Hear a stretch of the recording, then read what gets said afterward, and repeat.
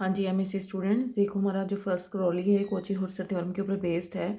ये आपको क्या कहती है, इसमें आप इसने लेट किया है कि एफ ऑफ जेड क्या है आपका एनालिटिक है कहाँ पे, सिंपली कनेक्टेड डोमेन डी में। तो आपको क्या शो करके दिखाना है कि जो इंटीग्रल होगा किसके long every rectifiable curve in D. ठीक है, जितनी भी रेक्टिफाइबल कर्व होंगी किसमें, डी में, और वो कैसे होंगी, joining any two given points of D is same. ठीक है, टू इंटीग्रल्स होंगे किसके लॉन्ग होंगे, जितनी भी आप रेक्टिफाइबल कर्व ले रहे हैं, ठीक है, उसको 2 पॉइंट से क्या कर रहे हैं आप, ज्वाइन कर रहे हैं। ठीक है, उसके अलोंग जो इंटीग्रल होगा वो क्या होगा, सेम होगा। तो इसका मतलब क्या है कि it does not depend on the curve. ये जो इसका जो इंटीग्रल है किस पे डिपेंड नहीं करता, कर्व पे, जब उसको 2 पॉइंट से क्या कर रखा है, ज्वाइन। जैसे हम देखें कि आपके 2 पॉइंट्स हैं Z1 और Z2 और आपकी 2 कर्व्स हैं। ठीक है, एक क्या है आपकी C1, एक क्या है हमारे पास C2। अब देखो आप Z1 से Z2 है। ठीक है, तो इसकी डायरेक्शन ये है, इसकी डायरेक्शन क्या है, दोनों की सेम ही डायरेक्शन में ली है ना, कि आपके पास 2 कर्व्स हैं। मतलब कर्व कैसी हैं, रेक्टिफाइबल कर्व हैं। उसको 2 गिवन पॉइंट से क्या किया गया है, क्या किया गया है, ज्वाइन किया गया है। इन दोनों के लॉन्ग जो इंटीग्रल होगा तो उसके अकॉर्डिंग हमारे पास उनकी उसकी जो वैल्यू आएगी वो कैसी आएगी, सेम आएगी। तो ये देखो क्या कहता है, C1 एंड C2 भी यानी 2 curves in D joining and 2 given points Z1 and Z2। ठीक है, जो इंटीग्रल होगा हमारे पास, आपको ये शो करके दिखाना है कि इंटीग्रल की वैल्यू सेम होगी, बट जो इंटीग्रल होगा वो कर्व पे डिपेंड नहीं करता। ठीक है, इंटीग्रल कर्व पे डिपेंड नहीं करता है। तो ये कहता है कि सी किसको डिनोट करता है, किसी क्लोज कर्व को। ठीक है, जिसमें क्या है C1 और माइनस के C2 है। माइनस के C2 क्यों ले रहा है, क्योंकि हमारे पास इस टाइप से अब चलेंगे ना।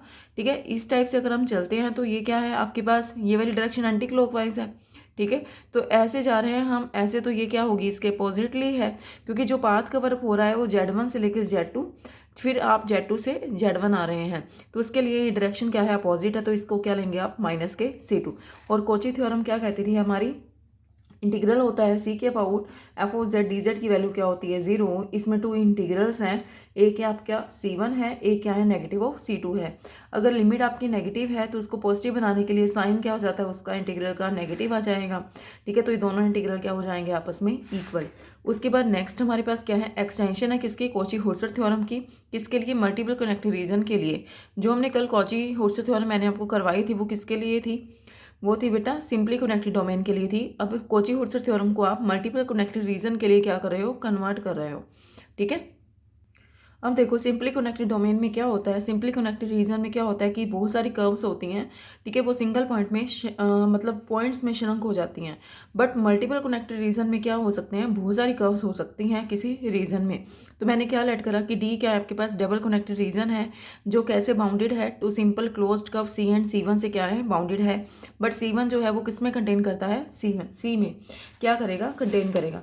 जैसे आपके पास कोई ये, जैसे हम देखें ये कोई क्या है, कोई आपके पास रीजन है, ये कोई कर्व है, इसके बीच में क्या है, कोई कर्व है। ये ले लो कि आपके पास ये कोई क्लोज्ड कर्व है, इसके बीच में क्या है, C1 है। जो C1 है वो किस में है, C में है। ठीक है, तो आपको क्या शो करके दिखाना है कि जो C के अबाउट इंटीग्रल होगा फंक्शन का वो किसके इक्वल होगा, C1 के इंटीग्रल के अबाउट क्या होगा, इक्वल। जहाँ पे C और C1 किस में आपने मेजर किए हैं, दोनों को एंटी क्लॉकवाइज डायरेक्शन में क्या करना है, मेजर करना है। ठीक है, C and C1 are both in the anti clockwise direction. ठीक है, C1 और C2 की जो डायरेक्शन है वो कैसी है, दोनों की एंटी क्लॉकवाइज है। क्लियर बेटा, अब आपको पता चल जाएगा कि एंटी क्लॉकवाइज डायरेक्शन हम कैसे ले रहे हैं। ये कहता है कि we make a cross cut joining a point L of C to a point of P of C1 as shown in the adjoint figure. ठीक है, एक आपके पास कर्व C होनी चाहिए, एक आपके पास कर्व कैसी होनी चाहिए, C1 होनी चाहिए। जैसे एक ऊपर आपके पास कर्व C है और बीच में क्या है आपके पास कर्व C1 है। जो C1 है वो C में क्या करता है, कंटेन करता है। दोनों के अबाउट जो इंटीग्रल होगा वो आपस में क्या आना चाहिए, इक्वल। आपको शो करके दिखाना है। जो ये रीजन आप ले रहे हैं किसका है, डबल कनेक्टेड रीजन का है, जिसमें हम जो बहुत सारी कर्व मतलब सिंगल पॉइंट में कन्वर्ट नहीं हो सकते हैं। कुछ एक कर्व्स होती हैं जो सिंगल पॉइंट में कन्वर्ट होने से रह जाती हैं। ठीक है, तो ये कहता है कि रीजन फॉर्म्ड बाय, कौन सा रीजन है, LMNOLPQRPL।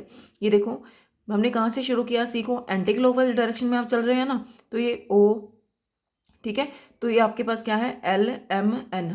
ठीक है, LMNO। क्लियर, इसकी स्टार्टिंग से हमारे पास कंडीशन क्या है, LMNO। ठीक है, एंटी क्लॉकवाइज हो गया ना, आप ऐसे तो नहीं जा रहे हैं, आप ऐसे जा रहे हैं। ठीक है, LMNO, L पे आए। ठीक है, L के साथ इसको ज्वाइन किया। ठीक है, P पे आए, फिर किस पे आए, QRP। ठीक है, फिर दोबारा किस पे है, एल पे। तो ये क्या है हमारा जो रीजन इकट्ठा हमने फॉर्म कर लिया ना, तो ये रीजन कैसा है हमारा, सिंपली कनेक्टेड है। तो कॉची हॉर्सर थ्योरम सिंपली कनेक्टेड के लिए हमारे पास क्या फॉर्मूला है, ये होता है ना L M N O L P Q R पे जो इंटीग्रल होगा उसकी वैल्यू क्या होगी, 0। इसमें आपके पास 2 इंटीग्रल्स हैं, कौन कौन सी इंटीग्रल हैं, एक तो आप चल रहे हो एल एम एन ओ, ठीक है, एल, फिर आप जा रहे हैं एल से लेकर पी तक, फिर आप जा रहे हैं पी क्यू आर पी, फिर आप जाएंगे पी एल पे, ठीक है। ये दोनों इंटीग्रल जो होंगे वो क्या हो जाएंगे, वैनिश हो जाएंगे, ठीक है। वैनिश होने के बाद आपके पास ये 2 वैल्यू बच गई। L M N O L वाला जो इंटीग्रल है वो सी के लिए है और पी क्यू आर पी वाला किस पे है, ठीक है। एक डायरेक्शन, दोनों की डायरेक्शन क्या होगी, आपस में अपोजिट होगी। एक डायरेक्शन क्या है, पी क्यू आर पी आप चल रहे हैं, एक आप चल रहे हैं एंटी क्लॉकवाइज, एक आप चल रहे हैं क्लॉकवाइज, ठीक है। क्लॉकवाइज चलेंगे तो हमारे पास रिजल्ट क्या आएगा, दोनों का नेगेटिव, ठीक है। तो यहाँ से आपकी दोनों की वैल्यू क्या आ जाएगी, 0, दोनों की वैल्यू इक्वल्स टू 0 आ गई। नेगेटिव होने से तो दोनों यहाँ से क्या हो जाएंगे, आपस में इक्वल, ठीक है। क्लॉकवाइज और एंटी क्लॉकवाइज में फ़र्क होता है ना बेटा, इसको आपने कैसे मेजर किया, एंटी क्लॉकवाइज, बट जहाँ से आप ऐसे जाएंगे, ठीक है, ऐसे ऐसे तो नहीं आ सकते ना, हम चलेंगे कैसे, ऐसे चलेंगे, मतलब ये सी वाला जो है हमारा एंटी क्लॉकवाइज चल रहा है, ये वाला आपका क्लॉकवाइज चल रहा है, तो दोनों के साइन क्या हो गए, अपोजिट, ओके।